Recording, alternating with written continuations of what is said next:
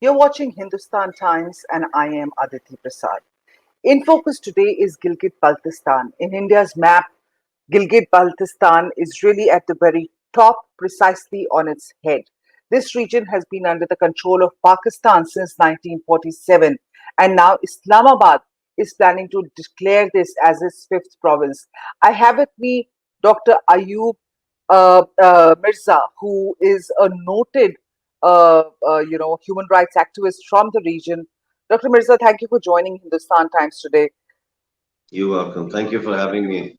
Sir, you have opposed this move by Pakistan and openly called out for Gilgit-Baltistan to join Jammu and Kashmir and Ladakh as an Indian Union territory at the UNHRC last week.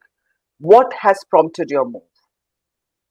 Well, Gilgit-Baltistan has always been part of India since 26th of October 1947, when our Maharaja signed the instrument of accession with India. However, as we all know, on the 31st of October, on the night of the 31st of October, Pakistan instigated a coup d'etat with the help of the British officers of the Gilgit Scouts.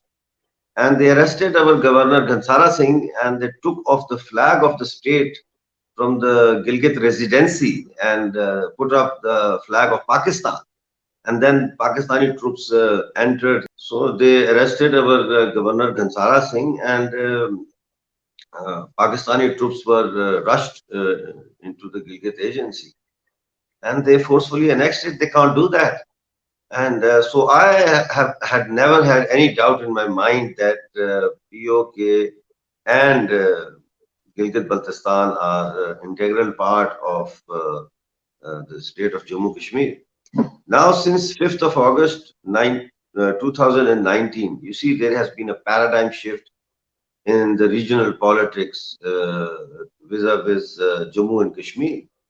And this is the time when if we don't take a stand for our own self, for the benefit of our own community, then when would we do take such a step? Let's talk about what you've said at UNHRC and about your decision or your intention that you would like to join the in Jammu and Kashmir and Ladakh as an Indian Union territory.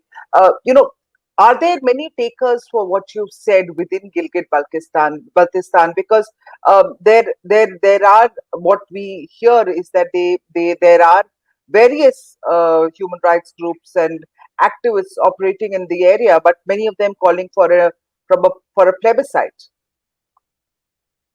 Well, you see, Pakistani government and the military establishment is an expert in distorting historical facts, in spreading disinformation. And plebiscite is not a choice. Even if you look at the United Nations resolutions, the choice for plebiscite is not there. There is only two choices. One is whether you join Pakistan or you join India. But I think that UN resolutions have become obsolete, because if these resolutions have failed to resolve the issue of Jammu and Kashmir and Gilgit-Baltistan for 73 years, then it means that these resolutions have become obsolete, and there is a need of the hour is to have a new approach. And that is exactly what I said in the session. I said that these UN resolutions have become obsolete for us. The other thing you ask, very important, is about what people think. Basically, your question is that what is the mindset of the people of Gilgit-Baltistan? Yes. What are they thinking? Well, they are fed up. Their self-respect has been crushed. If they utter one single word that does not tally with the narrative that Pakistan has imposed on us, there's a cultural hegemony of Pakistani narrative in Gilgit-Baltistan and POJK, and especially in Gilgit-Baltistan. If you differ from it, or if you show any signs of dissent, you become overnight you disappear. And there is a Schedule 4. Schedule 4 basically is, I call it, crush the freedom of speech, freedom of association, and freedom to express your political views schedule. That basically straight away. Schedule 4 means that you don't have freedom of expression, you don't have freedom of assembly on an issue that is anti-state or anti-Pakistan, or not even anti-Pakistan, that does not match the political ambitions of Pakistan. For instance, the Amel Pasha Dam. You can't hold a public meeting against the Amel Pasha Dam. If you hold that goes against Pakistani narrative, Pakistani designs to plunder. Gilgit-Baltistan people first and foremost want to join Ladakh. Forget about the mainland India. That is not their main concern.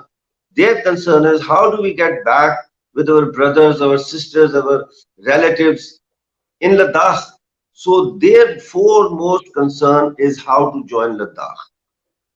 And in order to join Ladakh, they have to join the Indian Union. That would be a natural result. But they cannot say that they want to join the Indian Union. So what do they say? They say, Skardu Kargil road khol do. So you try to read between the lines when you hear something from Gilgit-Baltistan. What was the response that you got at the United Nations, that the UNHRC, when you said this, and what was the kind of response you got from other countries and from Islamabad? What is the kind of backlash that you expect from Islamabad and their response to this entire overture of yours?